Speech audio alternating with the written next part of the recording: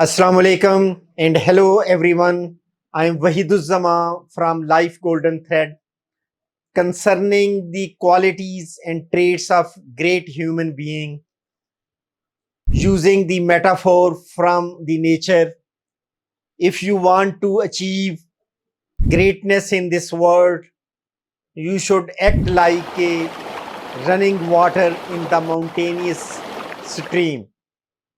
Inferring from the lecture of David Allen, how this stream water behaves if it faces small pebbles and shingles in its way.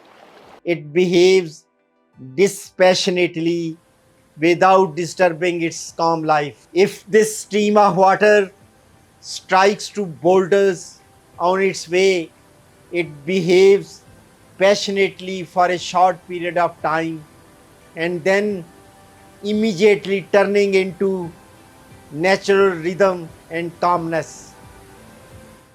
Thus, to be great in this world, act like a running water of mountainous stream. This nature based metaphor gives us inspiration at three fronts: calm and rhythmic life of running water of mountainous stream is not disturbed by striking to boulders and pebbles.